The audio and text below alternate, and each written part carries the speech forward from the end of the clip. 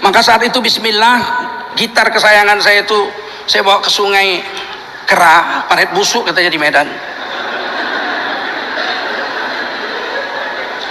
Saya berdiri di jembatan tuh, airnya sedang banyak tapi hitam airnya. Saya bilang bismillah, ya Allah, mulai hari ini musik ini saya cerai talak 3. Saya buang. Sampai di rumah saya ngaji-ngaji, saya udah mulai dakwah-dakwah.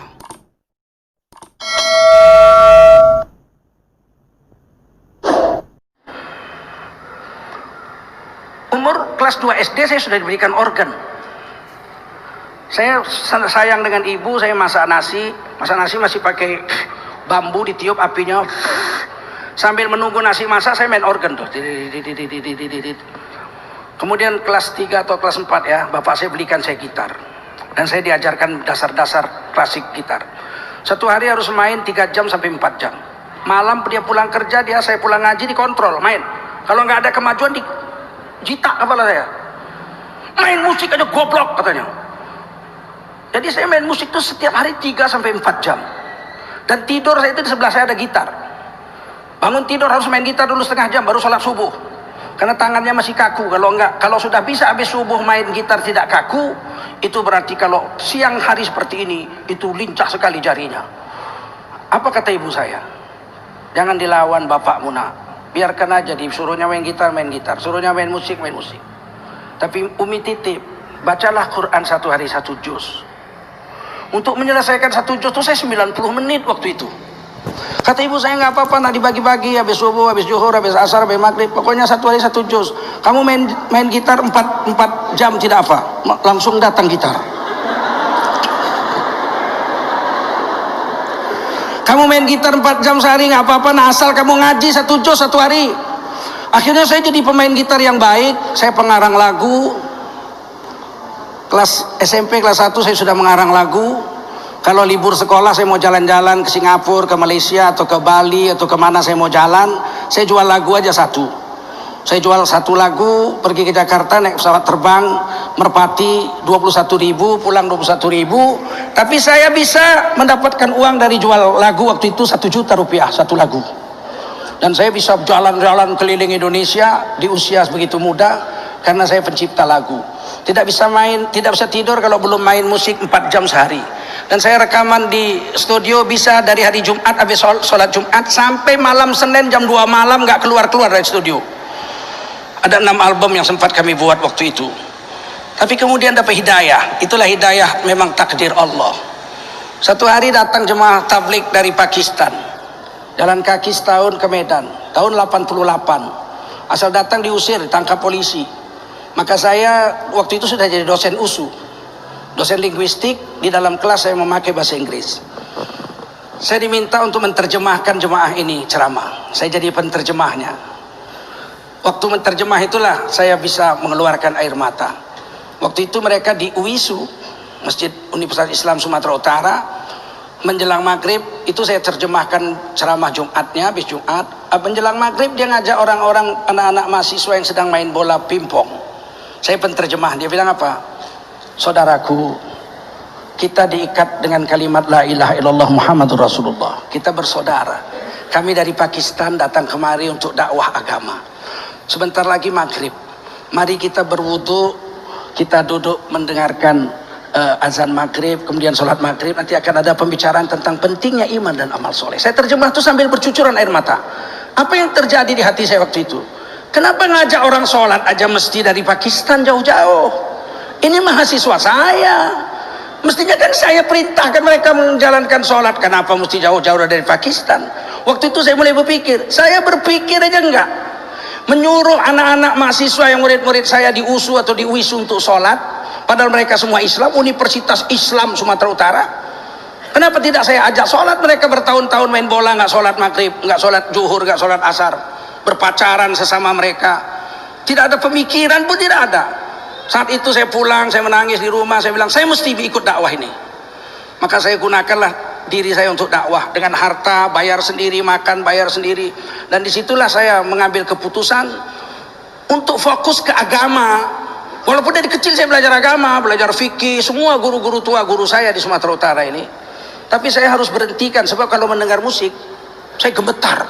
Seluruh musik itu, mulai dari suara pianonya, violanya, flutnya, obonya, trompetnya, trombonnya atau karnonya, saya hafal semua sebab saya 7 tahun di RRI dan di TVRI itu penyanyi orkestra, dan saya bisa main musik sehingga saya tahu tang teng tongnya pun saya dengar, saya hafal partitur partisinya situ saya ngerti.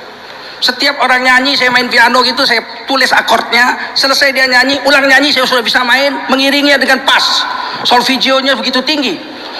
Bagaimana saya harus mengejar agama saya kalau saya tetap main musik? Maka saat itu bismillah, gitar kesayangan saya itu saya bawa ke sungai Kera, Paret Busuk katanya di Medan. Saya berdiri di jembatan tuh, airnya sedang banyak tapi hitam airnya. Saya bilang bismillah, ya Allah, mulai hari ini musik ini saya cerai talak 3. Saya buang.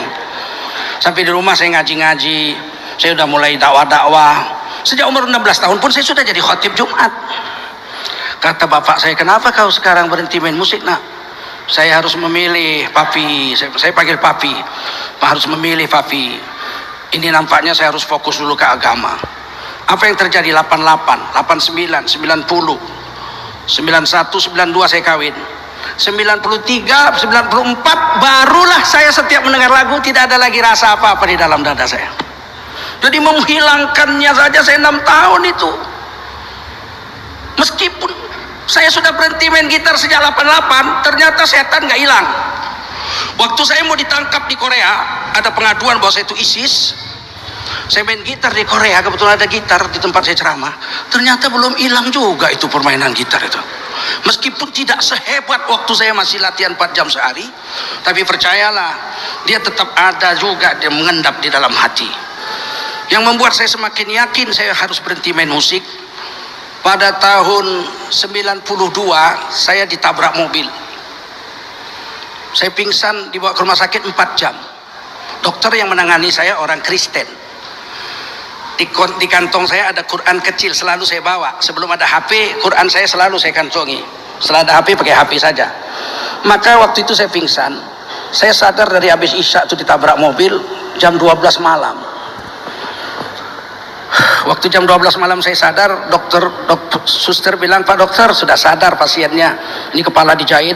Kata dokter, Pak Ustadz, rumahnya yang bisa ditelepon nomor berapa? Saya bilang 815-915. Telepon ibu saya, jangan istri saya. Ibu saya perawat, biasa ibu saya merawat orang. Bilang sama ibu saya tabrakan, tapi jangan sama istri saya. Telepon ibu saya bicara. Baru kata dokter, anak ibu ditabrak mobil, pingsan, sekarang sudah sadar. Ibu saya mengejar ke rumah sakit. Begitu sampai rumah sakit, apa yang saya dengar? Dokter bilang, Bu, anak ibu hafal Quran? Tidak, kata ibu saya. Cuman dia dari kecil memang biasa baca Quran, tapi tidak hafiz 30 juz, paling beberapa juz saja. Baru saya bilang, mana Quran saya? Jubah saya digantung itu, mana Quran saya? Ambil. Saya lihat berdarah-darah Quran itu. Kata dokter itu, dari jam 8 anak ibu sampai jam 12 ngaji aja, mulutnya ngaji aja 4 jam. Nggak mungkin nggak hafal Quran. Saya bilang, mana Quran saya? Saya bilang, dokter saya nggak hafal Quran. Cuman waktu saya pingsan itu, saya perasaan duduk bagus-bagus membaca Quran seperti biasa, selembar dalam pingsan itu seperti mimpi begitulah, baca Quran selembar.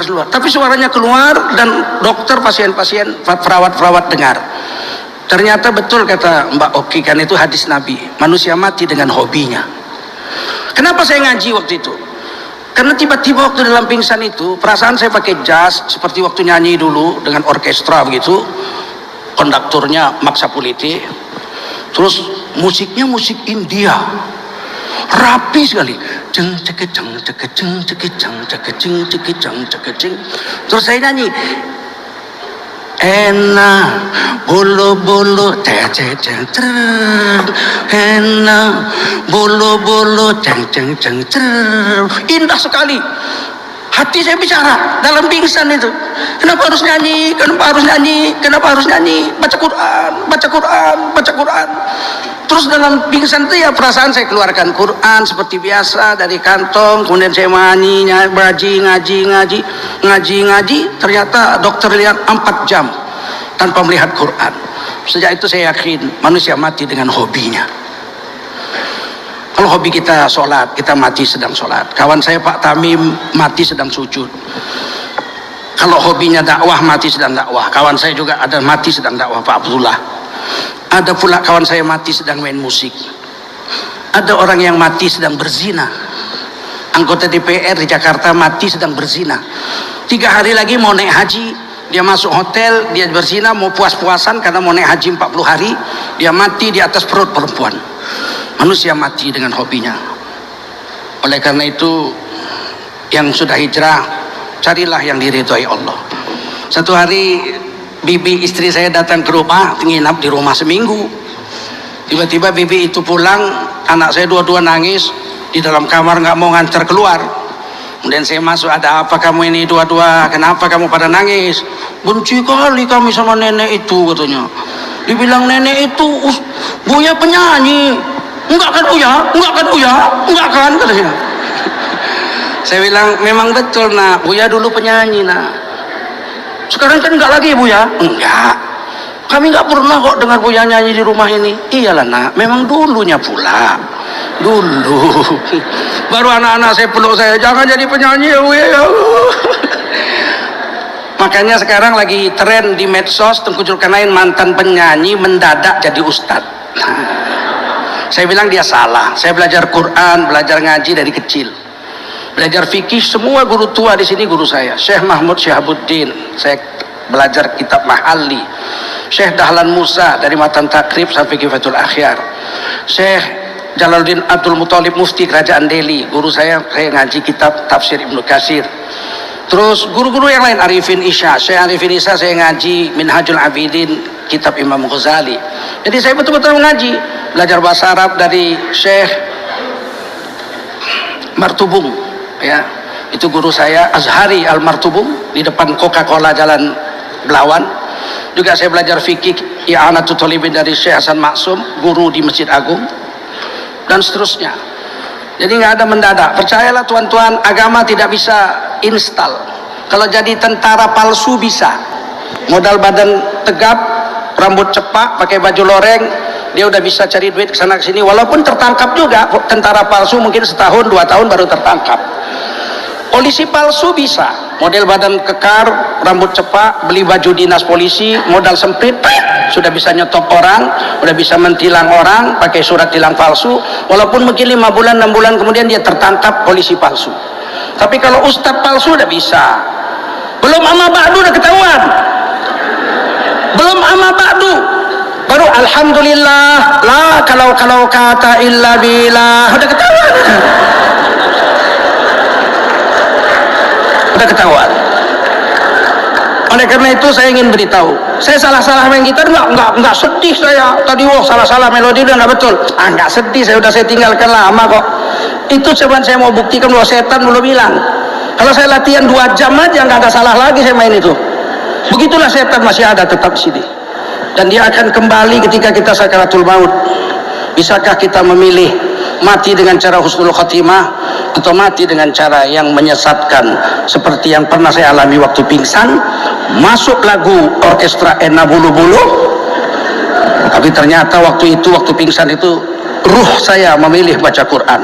Saya tidak tahu besok ketika saya betul-betul sakaratul maut, apakah ruh saya akan memilih mati dalam keadaan membaca Quran atau mati dalam keadaan menyanyi. Tolong doakan saya, dan mari kita bersama-sama berdoa semoga kiranya kita istiqomah dalam hijrah ini dan kita mati dalam ridha Allah Subhanahu wa taala.